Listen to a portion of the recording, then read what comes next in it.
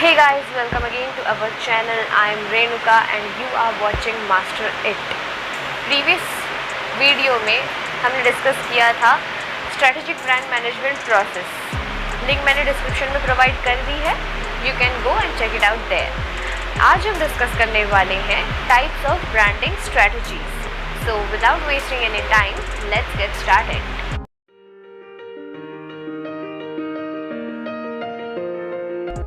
So our first branding strategy is brand name recognition. A strong brand depends on the range of its products and subsidiary brands that the company deals with. अब brand name recognition हमारी सबसे पहली branding strategy है. ये strategy है कि customers हमारे brand को, हमारे brand name को recognize करें. एंड वो रिकग्निशन कैसे आता है? जब कस्टमर्स आपके ब्रांड को मार्केट में हर एक सेगमेंट में देख सकें. आपका प्रोडक्ट वैरायटी, आपकी प्रोडक्ट रेंज कितनी बड़ी है, उसके अकॉर्डिंग आपके ब्रांड नेम को रिकग्नाइज लोग करेंगे या नहीं करेंगे, ये डिपेंड करता है.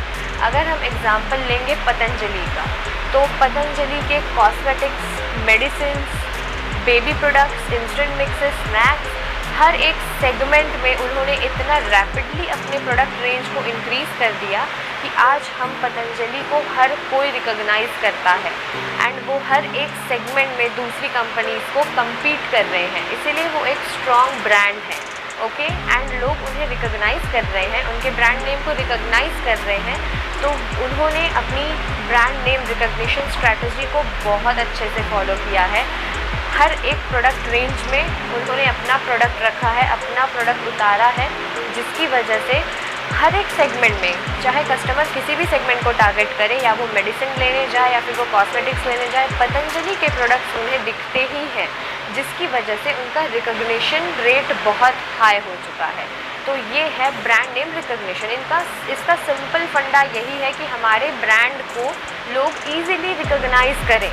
एंड ईजिली रिकॉग्निशन के लिए हर एक मार्केट सेगमेंट में अपना प्रोडक्ट को अवेलेबल कराना बहुत ज़रूरी होता है, ताकि हर एक सेगमेंट के लोग, चाहे वो रिच कैटेगरी में हो या फिर पुअर कैटेगरी में हो, हर एक कस्टमर तक आपका प्रोडक्ट पहुंचना चाहिए, तभी आपके प्रोडक्ट को रिकॉग्निशन मिलती है. That is the strategy, brand name recognition. Okay, moving on to our next branding strategy, which is individual branding. Okay, तो ये एक ऐसी स्ट्रैटेजी है जिसमें एक पेरेंट ब्रांड अपने ही एक प्रोडक्ट को एक न्यू आइडेंटिटी प्रोवाइड करता है, एक अलग और यूनिक ब्रांड नेम प्रोवाइड करता है, जो जनरली एग्जिस्टिंग ब्रांड से कनेक्टेड नहीं होता.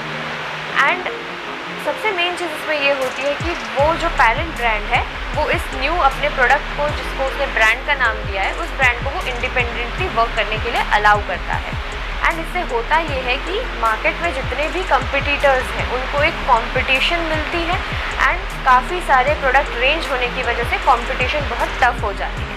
अब एकदम सिंपल एग्जांपल से समझते हैं कि ऐसा कंपनीज क्यों करती हैं, कि इतनी प्रोडक्ट रेंज अपने ही एक प्रोडक्ट को वो अलग ब्रांड नेम लेके क्यों सेल करती हैं. जैसे आप एक कंपनी का सोप यूज़ कर रहे हैं एंड आप अब उस सोप को यूज़ करके बोर हो चुके हैं, ठीक है, आपको एक न्यू वेराइटी चाहिए. तो वो कंपनी जिसका आप अभी सोप यूज़ कर रहे हैं, वो ये करती है कि वो अपना ही एक न्यू प्रोडक्ट लॉन्च करती है, उसे एक अलग नाम दे देती है, एक अलग ब्रांड नेम दे देती है, ताकि कस्टमर्स को ये लगता है कि न्यू प्रोडक्ट लॉन्च हुआ है दूसरी कंपनी का, बट वो एक्चुअली में उसी कंपनी का होता है जिसका आप प्रीवियसली सोप यूज़ कर रहे थे. तो आप एक न्यू प्रोडक्ट की वजह से एक्साइटेड होते हैं, आप वो यूज़ करना स्टार्ट करते हैं. बेनिफिट एट द एंड उसी कंपनी को होता है जिस कंपनी का आप सोप पहले यूज़ कर रहे थे, बेनिफिट उसी कंपनी को होता है. इससे ये होता है कि प्रोडक्ट रेंज बहुत बढ़ जाती है, न्यू ब्रांड्स होते हैं, तो कस्टमर्स के पास बहुत सारे ऑप्शंस होते हैं, परचेसिंग पावर इंक्रीज़ होती है एंड मार्केट में कंपनी अपना एक स्ट्रॉन्ग पोजीशन बना के रखने में बहुत ज़्यादा इफ़ेक्टिवली पॉसिबली सक्सेसफुल हो जाती है, कि उसके ही काफ़ी सारे अलग अलग ब्रांड्स होते हैं जो सारे कस्टमर्स को पता नहीं होते कि ये ब्रांड उस कंपनी का है, ये ब्रांड जो है वो उस पेरेंट ब्रांड का है.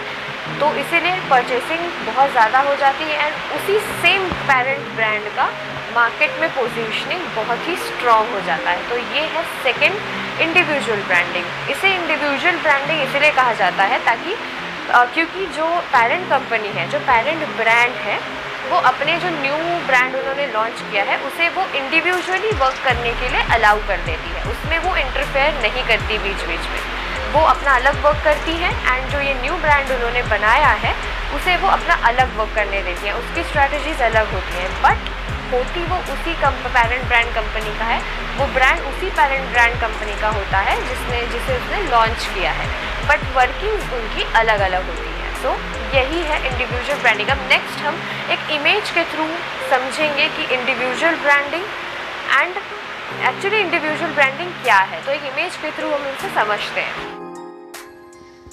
For example you can see in this image, यहाँ पे अम्ब्रेला ब्रांडिंग को इसलिए मैंने दिखाया है ताकि आप उससे कंपेयर करके इंडिविजुअल ब्रांडिंग क्या है उसे ईजिली समझ सकें।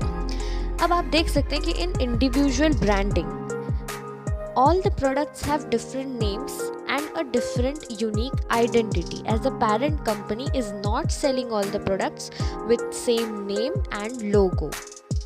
But when you compare to umbrella branding, every product category carries the name of the parent company. The product is not allowed to carry a different or unique identity or an identity of itself. So this is basically individual branding, जहाँ Coca Cola ने अपने सारे products को एक अलग नाम दिया हुआ है और उनके आगे कोका कोला नाम नहीं लगाया है। तो यही है इंडिविजुअल ब्रांडिंग, ये सारे अलग ब्रांड्स की तरह मार्केट में उतरते हैं। Okay, so moving on to our third branding strategy which is attitude branding.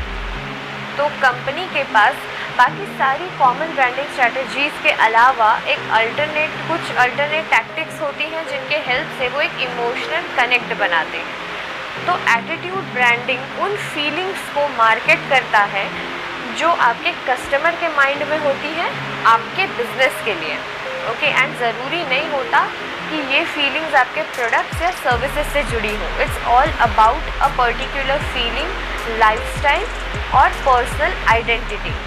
तो हम कुछ एग्जाम्पल्स के थ्रू इसे समझते हैं, ठीक है। जैसे first example is according to Nike's customers, the swoosh logo signifies the healthy, athletic and independent lifestyle inherent in the brand motto, which is just do it.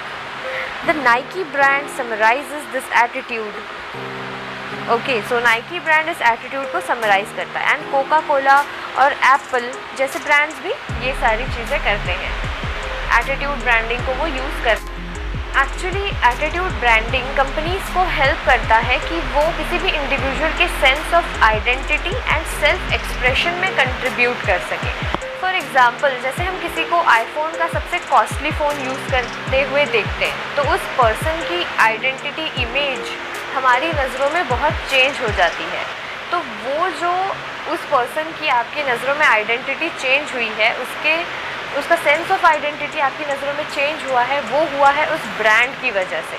जैसे एक होता है ना कि यार किसी भी पर्सन की आइडेंटिटी होती है कि उसके पास आईफोन का एप्पल का फ़ोन है, उसके पास ही इज़ यूजिंग आईफोन, तो वो एक स्टैंडर्ड क्रिएट हो जाता है एंड उस पर्सन की वो इमेज बन जाती है। जैसे फॉर एग्जांपल अगर कोई पर्सन हायाबुसा यूज़ करता है तो पूरे उस एरिया में वो फेमस हो जाता है, उसकी एक आइडेंटिटी क्रिएट हो जाती है कि यार उस बंदे के पास हायाबुसा है या उस बंदी के पास हायाबुसा है, राइट। तो ये जो आइडेंटिटी क्रिएट करने में सक्सेसफुल होती है कंपनीज, वो होती हैं एटीट्यूड ब्रांडिंग की वजह से। किसी भी पर्सन की आइडेंटिटी में कंट्रीब्यूट करते हैं ये सारे ब्रांड्स, तो एटीट्यूड ब्रांडिंग की हेल्प से। तो ये है एटीट्यूड ब्रांडिंग।